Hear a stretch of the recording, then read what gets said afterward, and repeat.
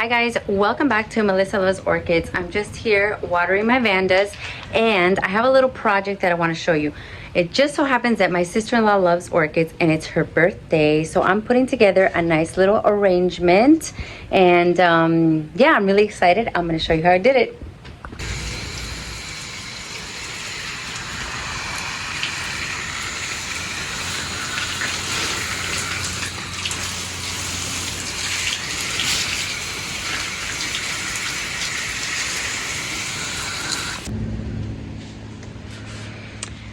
So it's a Friday afternoon after school / work. For those of you that don't know, I am a school teacher.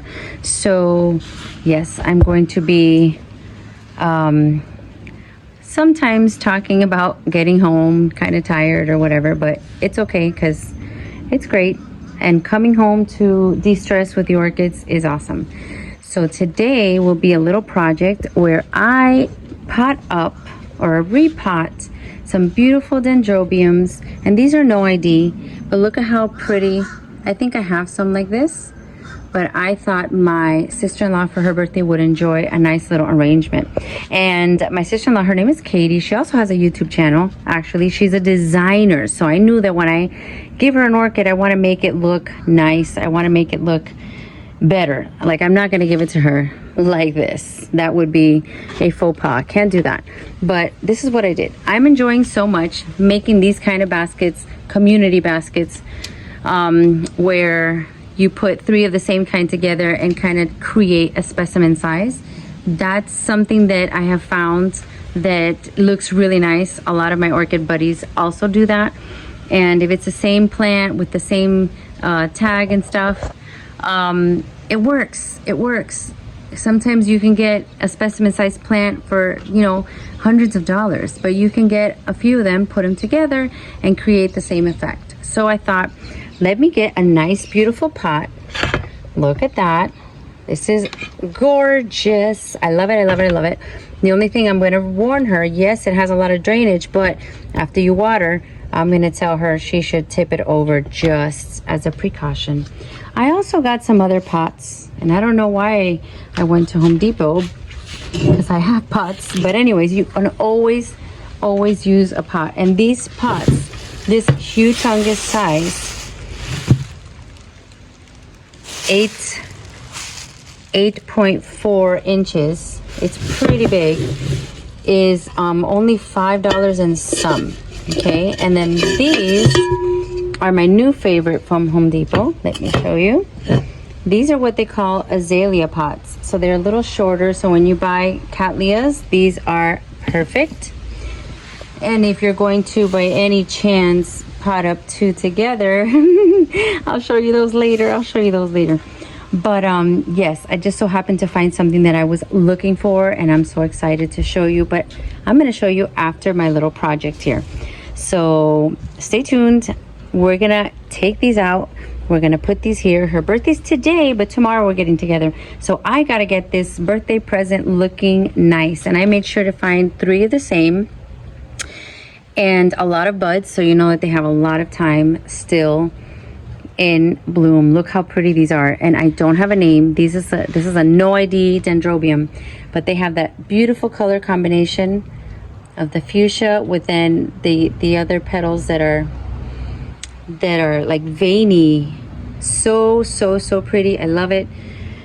I'm starting to like dendrobiums a whole lot more. They're very similar to the ones that I got for my little project here that is still in bloom right there. I have another dendrobium that I told you in another video I wanted to show you, and I totally forgot, so I'm going to show her really quickly. So right over here at that same nursery, I got this one. And look at how gorgeous she is. Beautiful lime green with the deep purple lip. And she is opening up. She still has a lot of blooms, a lot of buds to open. And she, oh look, a second spike coming up. I love it. Actually, this one is this one. Hold on. These are so big. This one, that one is this one, and this is a different one behind her in the clay pot. And I actually, oh thank goodness, Arigold. Okay, so that one's an antler one. Wow, it just bloomed. And now she's blooming again. I can't believe it.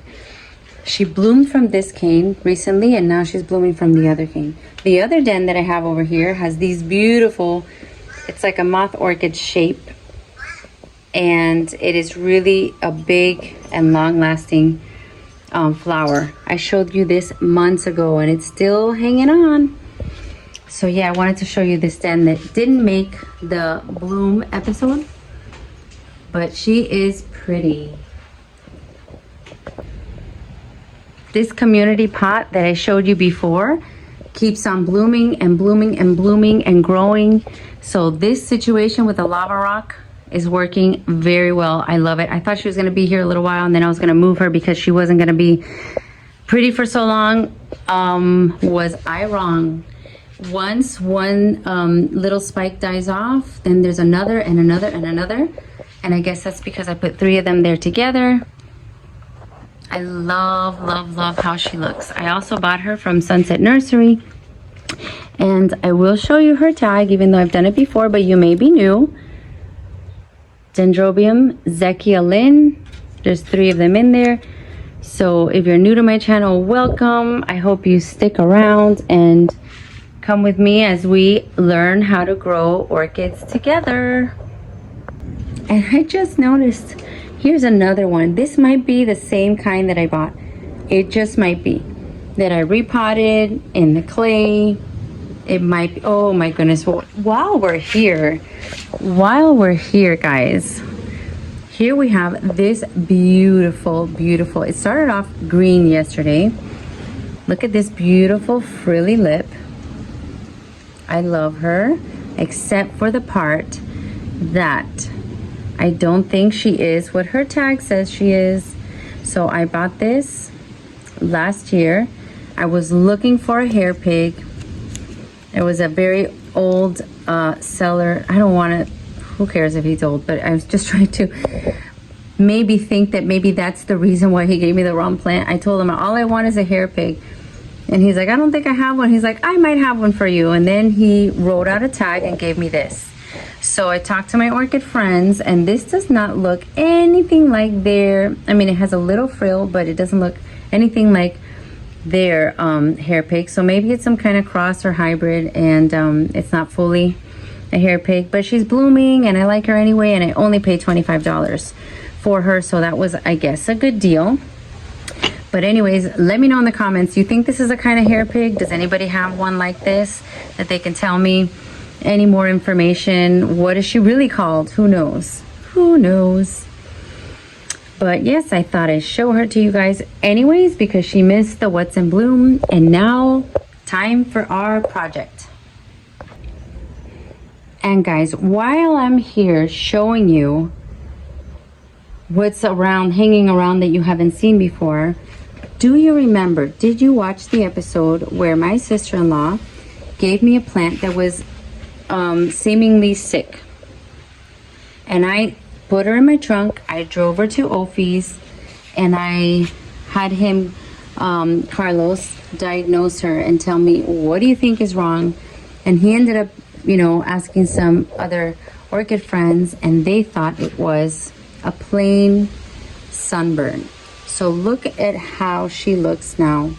I've been watering her regularly, giving her fertilizer and all the supplements, keeping her here, you know, and she is going to have 2 mega blooms. I'm very excited.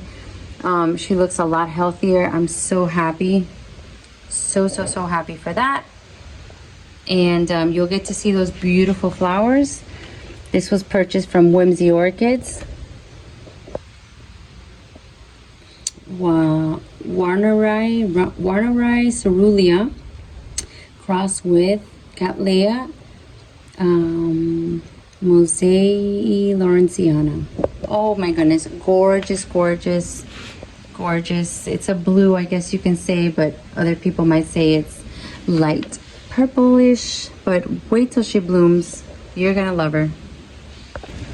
So onto this simple project. I'm going to tell you step 1. I'm not going to make you sit through all the hairy details because it could get a little boring. Sometimes I'm watching repottings and I'm like, okay, get on with it, if it takes way too long. So what I'm gonna do is I'm gonna tell you what I'm gonna do. If I see something surprising, I'll show you, and then you'll see step by step how it looks throughout. But I'm not gonna, you know, have you sit through the whole thing. This video, I think, will be too long. Let me know if I'm wrong about this, but I think it can be successful without you having to sit through the whole thing. So the next step, I'm gonna take them out of the pot. I'm gonna wash them up a little bit. So here we have 3, and I'm hoping that these 3 fit in the decorative pot that I got. I'm hoping they fit in here. I'm gonna take them out, wash them up a little bit, and see how the media is doing. My experience with when I take these out of here is that their media is gone, usually. See, completely gone. It is definitely time to repot. So I know they're in bud, don't do it, but I've done it before and they are just fine. Nothing happens. The bloom continues to bloom, and I'm willing to risk it so I can make it nice and pretty for the birthday tomorrow. So I did want to show you a little bit of what it looks like when you take these out of the pot. It looks like they are sitting in dirt and spag moss. So I definitely am happy that I am taking them out of here. I mean, it is complete rubbish. Like, look at this.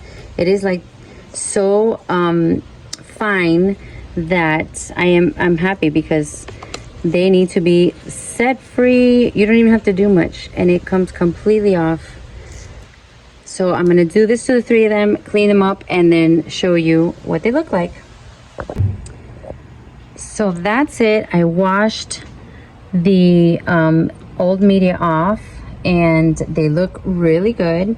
And I just wanted to clarify, the actual dendrobiums did not come from Home Depot.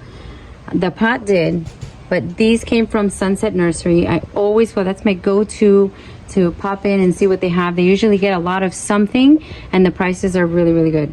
So if you live in Miami, you should go by and visit. And yeah, you could do these projects and put them in baskets. That's from the same place.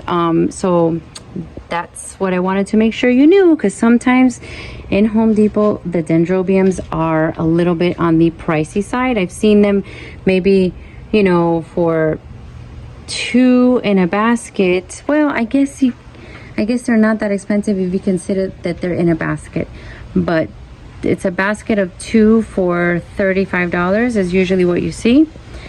And yeah, these you can get for $8, and this was, I think, $15. So that's a nice gift, I thought. So I will take out my media and start arranging them and show you guys what this beautiful gift is going to look like.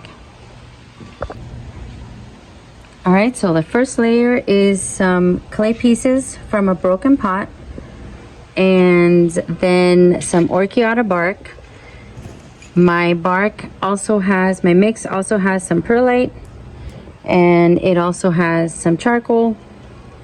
So bark, perlite, charcoal, and some clay pot pieces, because if your pot breaks, guys, you don't need to throw it away. You just have fun smashing it a little more and reuse it, and it wicks out moisture anyways, so it's a good thing to have some bits and pieces of inorganic media. Sometimes I put the peanuts, the packing peanuts, at the bottom if I don't have any at the moment. So I'm going to start arranging them and then put some more bark. Look how pretty she turned out. I absolutely love how she looks in this pot. Got to remember to tip her, because these kind of pots can be dangerous if they accumulate the water at the bottom. But I have a lot of clay pieces. Look at this. So she is 1, 2, 3, 4 spikes, 3 plants, and pretty economical for how this looks, in my opinion. I think it looks gorgeous. It will look good on any table, on your patio, inside or outside. Let me know what you think. I think it's perfect. I want to keep it. I want to keep it for me, so I might have to make another one. So next video coming up, I'm going to show you a similar situation where I do a community pot for a plant, a cattleya that I've been looking for, that I saw at a festival I didn't get, but I found 2 bag babies. Of course, I found 2 bag babies. So if the video's not too long, I'll join them together and show you what I got and how I'm going to pot them up in a community pot.